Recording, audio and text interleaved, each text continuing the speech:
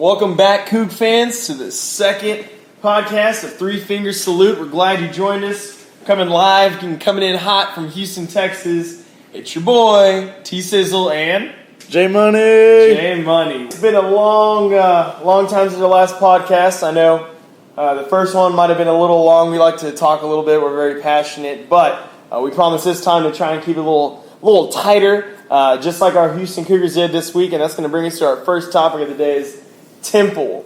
And boy, was it a game. We came out alive. We came out with thank God, with our heads held high with a W. You know, again, it may not have been the prettiest little pig, but we sure kissed the shit out of it. I got the W. We did. A couple quick notes I know I want to talk about. Mainly, first thing is congratulations to Tony Levine. Yay!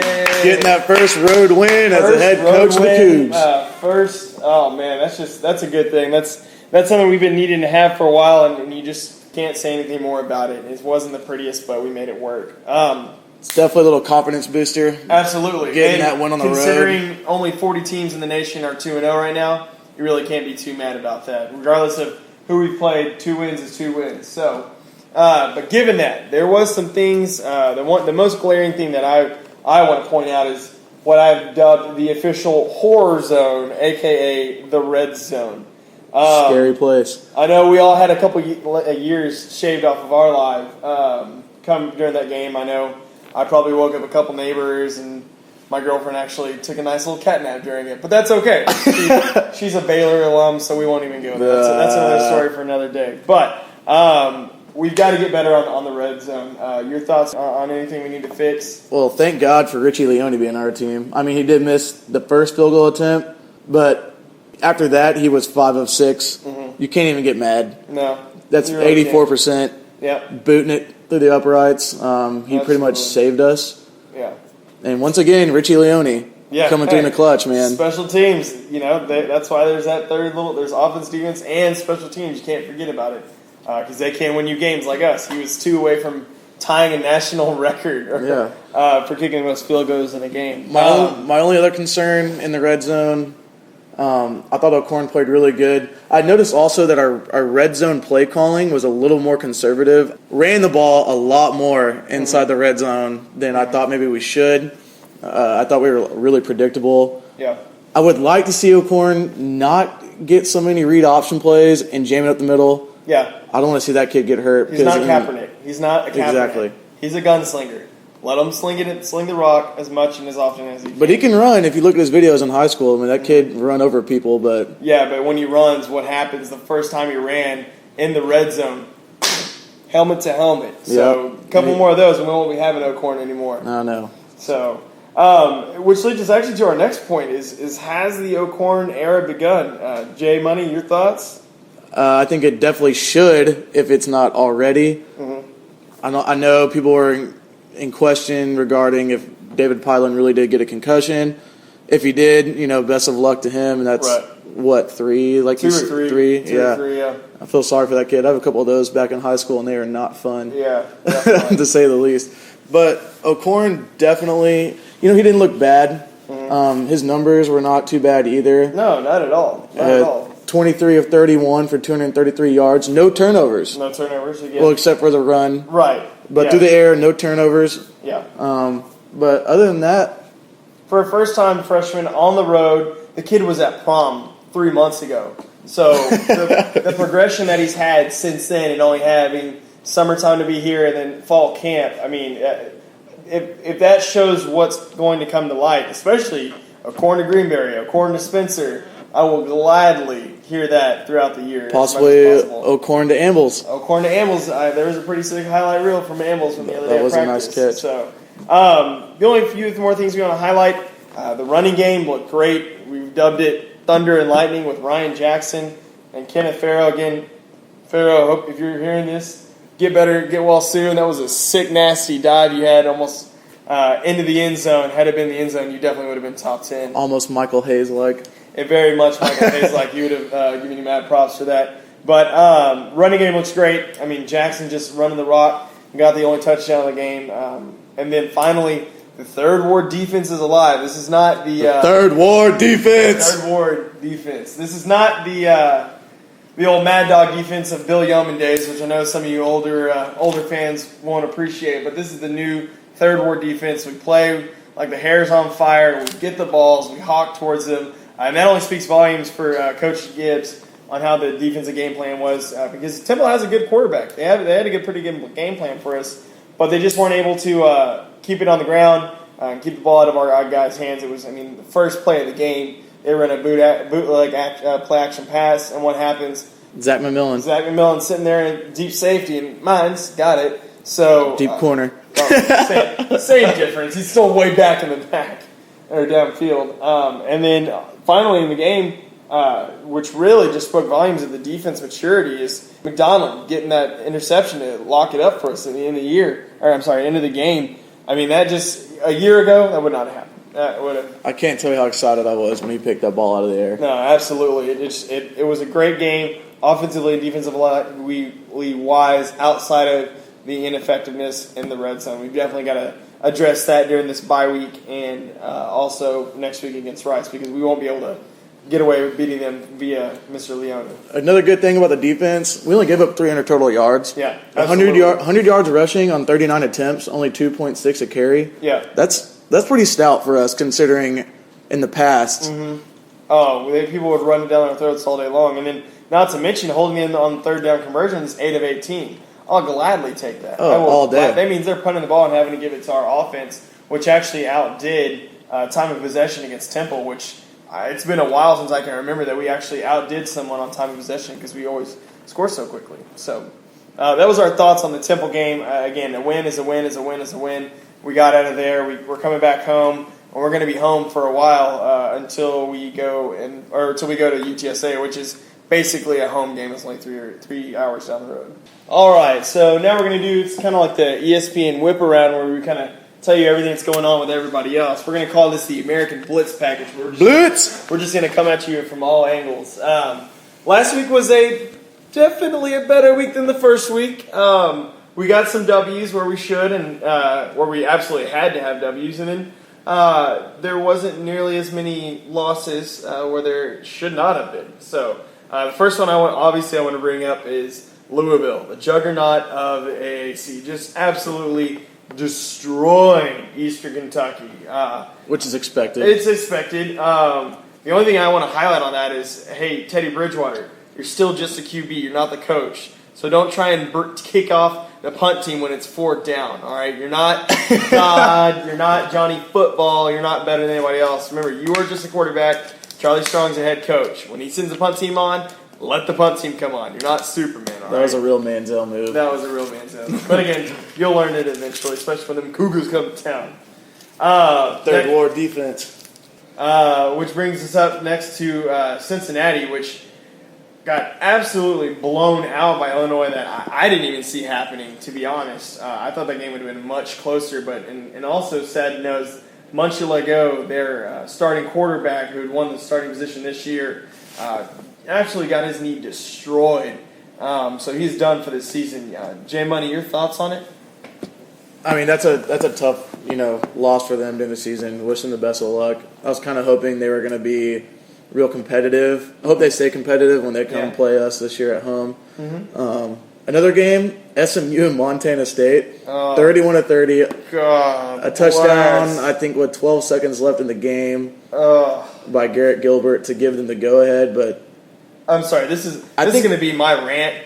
SMU, you are so lucky that you are so close proximity to us. That's the only reason you're in this conference, and the only reason you'll get in another conference. You are a joke. You are garbage. Montana State. Come on. Again, and especially in front of a crowd of like 19,000. Come on, man. Come on, bro. Come on. You're better than that. You're better than that. Pony Excess. Come on. You're better than that. It's one of those things, though. They aren't who we thought they were, maybe? Yeah, I guess so. Who knows? Moving on from them, a highlight, a bright note. UCF absolutely dominated a Conference USA Expo, Florida International. Can't say I was surprised on that one. I would have been surprised if Florida International actually scored a touchdown on them. But to me, what it seems like is they're actually going to be challenging for the top spot in the league. Them in Louisville, by far, the top two favorites. Absolutely. I think it's still too close. Consider us one as of right now. I don't know if we got to get past a couple teams first to be. Yeah. If I had to rank right now, top 5 would go Louisville, UCF, Rutgers. And I'd say it's Cincy or us. Cincy for now. They had a good win in week 1. And then us. Until we find out who really Cincinnati is and just the domination that is going to go on with Central Florida. Rutgers had a little slip up against Fresno State, but they're potential BCS busters. So for now, I think U of H is a solid 5. I don't see really anybody else that's going to challenge us for the 5 spot. South Florida is just a cluster screw from the ground up. Oh man, I feel bad for those people over there. But I think the engine fell out of the bus this game. The engine is out. It's just not good. It's just not good anywhere, So they did keep it close though to a Michigan State up there in Spartyville. Yeah, so going into halftime, you're only down a point. You got to be feeling pretty good about yourself, especially given your first performance from the week before. But then you let them score a rip-off 2 without even getting sniffing the end zone. I mean, South Florida, give me something to be on your side. Other than that, when you come to Houston on Halloween, it's not going to be too pretty, just being honest. I hope it's not going to be pretty. Yeah, no, absolutely not. All right, so now given that U of H has the bye week now. Hate bye weeks. It sucks for us because there's no tailgating. So thank you. You're welcome, Reliant, for having a week off from us. But it is a good thing. It gives us a chance to look at everybody else and really enjoy college game day without having to worry about getting out to the stadium and setting stuff up or figuring out what's going on with our game or playing on a Thursday or Friday like we will in the next couple weeks. So to whip around with our Blitz package real quick for predictions, you've got obviously the marquee game of the weekend, or one of 2 I would really think, is Louisville at Kentucky. I think Louisville just runs away with this one again. Stoops over there as a head coach for Kentucky. I just don't think he's got it yet. You don't have the personnel for it yet. I don't see Louisville having a very hard time with this game. I see them winning comfortably there too. Eastern Michigan at Rutgers. Temple at Fordham. I would not be surprised if Temple loses to Fordham. You could tell me that Sunday morning, I'd be like, oh, okay. Sounds about right. No, there's no way. Temple's going to get a W here. I would not They be have surprised. Sorry, this is just me being a homer because we beat you guys.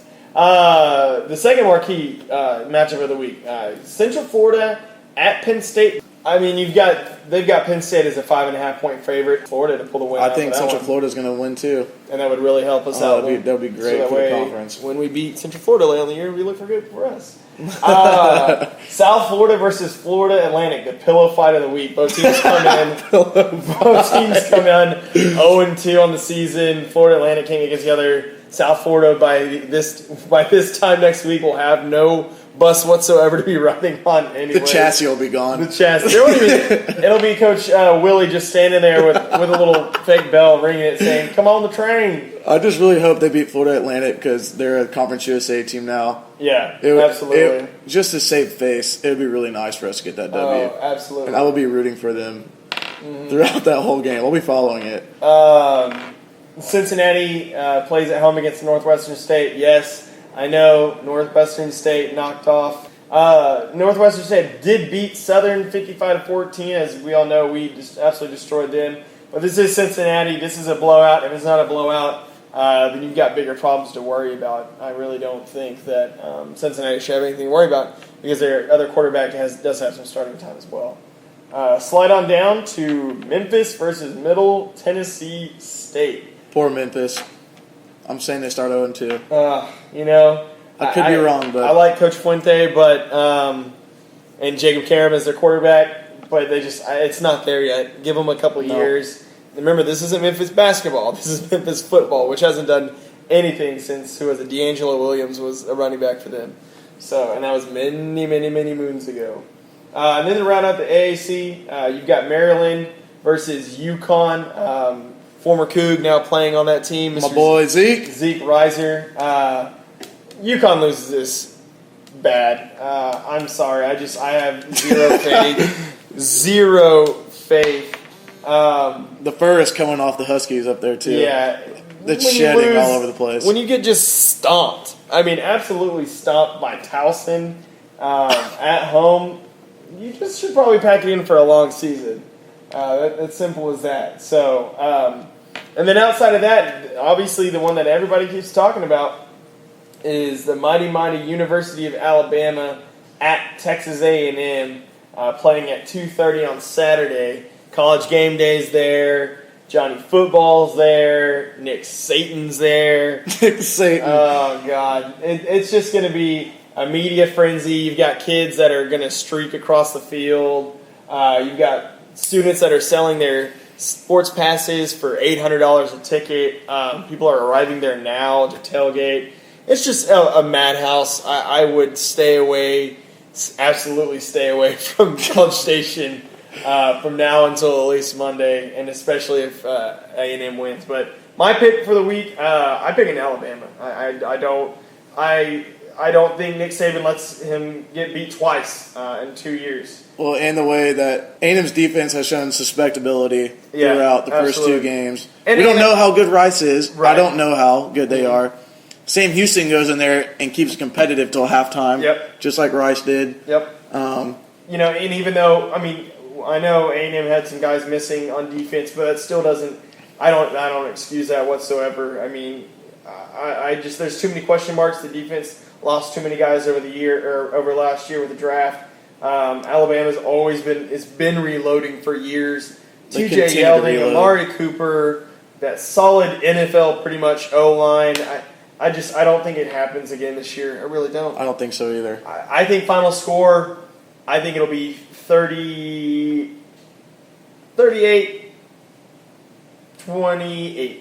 Bama. I don't care as long as Bama gets a win. Keep that devil in College Station. Fair enough. Keep it down. Exactly. Don't get it up any more than it already is. I hope someone gets beat, and then Aggie Lane hates him, and then he's like, I'm packing my bags, and I'm going to go coach the Jaguars. I'm going to go to the NFL. Jacksonville. See you, boys. I'm going to the NFL. And he'll bring Johnny Football there next year with him. Exactly. We talked a long time about Alabama. I know. People are going to be pissed about that. That was a U of H podcast. You're no better than ESPN. All right, now given that it's been an entire, 5 days since our W, we always like to do, we're going to start introducing this now. It's called Salute Yourself, given that we are the three-finger salute. Salute yourself. Given everybody's opinion, everybody's got one of those, and we all know what an opinion's worth on the internet. First thing I want to talk about for saluting yourself is, guys, listen. Brand new stadium, 40,000 people. Something that everyone said could never be done at U of H is happening. We are less than 11 months away from getting in that bad boy. And you're still bitching about everything. Lack of palm tree. I can't see this. Hey, I love the palm trees, by the way. All right. And people that don't like the palm trees, whatever. Hey. I don't care. Palm tree this, palm tree that. I don't care. My point is, it's a brand new shiny stadium. Something ain't a shiny turd. It's a nice brand new stadium. Kids are going to come here because of the brand new stadium. So leave it be. Maybe the restrooms aren't where you want them to be. You know how you solve that? Donate more money and sit in a better seat. Simple as that. You don't want to sit in the third tier? Don't sit in the third tier. Pony up the money and sit your ass down in the bottom bowl. Simple as that. Well, how many other stadiums do you know that have restrooms on the third tier? None. None. Okay. I don't know of any. So you can walk your happy ass down one flight of stairs and a second flight of stairs, and there's going to be even more restrooms. There's 18 total restrooms around the entire stadium, not including the private areas, which are 38. I think you're going to survive. I really, really, really do think you're going to survive. Okay? End rant. I think it's also people on Coug fans just got to find something to bitch about. Yes. We could get in the Big 12 conference right now, get a brand new head coach, and have the stadium be built tomorrow, and someone will complain about how the red isn't red enough, or we should have more blue, or Bill Yeoman should be on the sidelines. Or the red patches, or the white patches. I think the new white uniforms looked fantastic. Oh, the icy whites looked amazing. Amazing. And the players loved them. I know the players loved them. They couldn't stop talking about them on social media. So that is my portion about the brand new stadium. J-Money, you can take away on your portion. The other portion is the post on Coug fans about the third ward defense shirts. I think that's a great idea. You can't copyright a picture. Yep. Some of these look really cheesy, but to the guy, who is it? N Smith 6. The third ward D with Mr. Spinner himself on the tank top. Probably got some purple drag. That is straight rad. Oh, that is by far, if you're to do one, that's it right there. Maybe replace a face with like a Trayvon or something like that with the dreads hanging out. That'd be pretty tight. Yeah, but no, the third ward defense, like we said earlier in the podcast, I think it's on the money. I think we're finally back. Back for good. And that's not even a sarcastic salute yourself. Salute you, sir. Yes. That was amazing. Awesome. All right, ladies and gentlemen, it's our last little topic and our favorite topic of the week. This is the picks of the week. We're going to let J Money start it off with the J Money Money in the Bank. Cha-ching! All right. I'm going to go be a homer here and pick a American Athletic Conference team just because I really, really want to see this happen because it'd be great for the conference. UCF Knights knock off the Penn State Nittany Lions. I'm going to say it's going to be a close one, but you never know. They got a good passing machine over there in Blake Bortles. And a hot smoking girlfriend, that's for sure. Oh, man, these quarterbacks are hot girlfriends. I mean, look at Manziel. He's ugly as shit, though, and has a hot girlfriend. Girlfriend. Try girlfriends. Whatever. Friends. But I'm saying they go in there. I'm saying UCF takes care of business, and I would just say a close one, nothing more. Maybe I'm be comfortable saying just a touchdown. Maybe even 3. Yeah. I don't care, really, as long as they win. Yeah, I agree. That'd be great for the conference and great for us when we beat them later on in the year. Now for the T-Sizzle Too Hot to Handle. I'm going to go with Tennessee upsetting Oregon. Because there is absolutely no way in hell that Butch Jones upsets Oregon at Oregon. There's just no way in hell that happening. So, you want to get crazy, too hot to handle, pick Tennessee. What's the line on that game? Good Lord. It's got to be something disgusting. You can't. Oh. That's the most ridiculous line I've seen so far. I'll give you a hint. It's not more than 30, but it's not less than 26. 27.5 points. I would gladly take Oregon for the over on that. There's just no way Tennessee puts up any fight. Sorry, Butch Jones. Way to move from the Cincinnati, but nah, brother. He gone. Not happening. Not happening. Well, that'll about do it for our portion of this week's podcast. Again, enjoy the bye week. Have some Coug drink. Enjoy the Alabama and A&M slobber knocker. It's going to go on Saturday. Be sure to root for your AAC teams. I don't care how much you hate the other guys. And as always, make sure you're always on the giving end, never on the receiving end. Salute. Eat them up and go Cougs go. Womp.